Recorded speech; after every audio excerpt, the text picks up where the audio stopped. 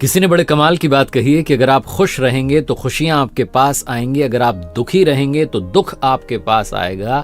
ये प्रकृति का आकर्षण का नियम है। जैसे हम होते हैं वैसी ही चीजें आकर्षित करने लग जाते हैं। नमस्ते दोस्तों, मैं हूं आरजे कार्तिक। एक बड़ी छोटी सी कहानी पुराने जमाने की। एक राजा था जो निसंतान था, जिसको पुत्र प्राप्ति नहीं हो रही थी। बहुत जतन किए लेकिन हर बार उसे निराशा हाथ लगी। किसी ने उसे सलाह दी कि आपके ही राज्य के किसी छोटे बच्चे की बलि चढ़ा दीजिए, आपको पुत्र प्राप्ति हो जाएगी। राजा को आइडिया बहुत पसंद आया। उसने कहा बहुत बढ़िया, ऐसा ही कुछ कर लेते हैं, क्योंकि अब तक सब कुछ कर लिया, कुछ बात तो बनी नहीं। तो उसने मुनादी करवा दी, ढिंढोरा पिटवा दिया अपने राज्य में कि किसी भी परिवार से कोई भी अपने छोटे बच्चे को ला करके राजा को दे दे, उसकी बलि चढ़ाई जाएगी। और जिस परिवार से बच्चा आएगा उस परिवार को बहुत पैसा, बहुत इनाम राजा साहब की तरफ से दिया जाएगा। उस राज्य में गरीब परिवार रहता था, उनके बहुत बच्चे थे। एक छोटा बच्चा था, सबसे छोटा, जो मंदिर जाता था, भक्ति करता था और कुछ करता नहीं था। तो उस परिवार के मुखिया को लगा कि हमारे तो इतने बच्चे हैं, इसको दे देते हैं, क्या फर्क पड़ेगा, और वैसे भी किसी काम का नहीं है। तो उस परिवार के मुखिया ने उस बच्चे को राजा को सौंप दिया। राजा ने अपनी तरफ से बहुत सारा पैसा इनाम दे दिया उस परिवार को, खुश हो गया। अब वो तिथि आई, वो तारीख आई जिस दिन बलि चढ़ानी थी। राजा के मंत्रियों ने, सलाहकारों ने सारी तैयारी करवा ली। राजा का इंतजार था। राजा पहुंचा, बलि चढ़ाने की पूरी तैयारी थी, लेकिन राजा ने बच्चे से कहा कि बेटा तुम्हारी कोई अंतिम इच्छा है? तो उस बच्चे ने कहा कि हाँ, मेरी अंतिम इच्छा है, बस मुझे रेत का ढेर ला करके दिया जाए। तो रेत मंगवाई गई, मिट्टी जो थी मंगवाई गई। उस बच्चे ने फटाफट से 4 छोटे छोटे घर बना दिए, ढेरियां बना दी ऐसी। और उसके बाद उस बच्चे ने पहली वाली ढेरी को, जो पहला मकान उसने बनाया, उसको गिरा दिया। दूसरा बनाया, उसको गिरा दिया। तीसरा बनाया, उसको गिरा दिया।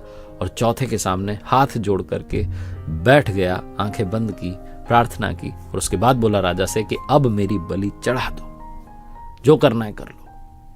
राजा डर गया, सलाहकार डर गए, मंत्री डर गए। बोले इसने क्या किया है, इसने कौन सी ये विद्या अपनाई, यहाँ पर क्या विधि लगाई? उससे पूछा तुमने क्या किया है? उस बच्चे ने कहा कुछ नहीं किया, बस मैंने 4 मकान बनाए और गिरा दिए 3, एक को रहने दिया।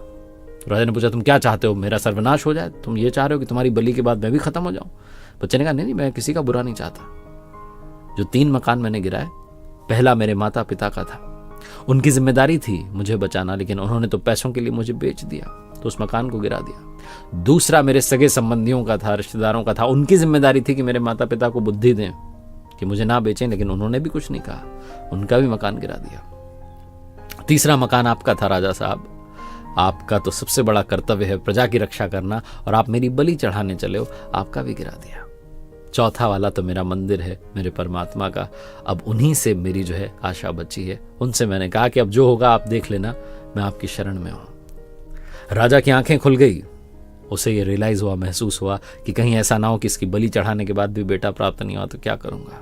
राजा ने उस बच्चे को ही अपना बेटा मान लिया, उत्तराधिकारी घोषित कर दिया, और पूरे नगर में, राज्य में ढिंढोरा पिटवा दिया कि अगले राजा मिल गए। उस परिवार का मुखिया बस मन में जो है एक निराशा लेकर के ही रह गया। छोटी सी कहानी जिसका सार ये समझाता है कि अगर आप उनकी शरण में चले गए तो वो कभी भी आपका अहित नहीं होने देंगे। एक बार फिर से वही बात जो अक्सर आपसे कहता हूं, ऊपर वाले के आशीर्वाद, अपनी मेहनत, अपनों के प्यार के साथ कर दिखाओ कुछ ऐसा कि दुनिया करना चाहे आपके जैसा।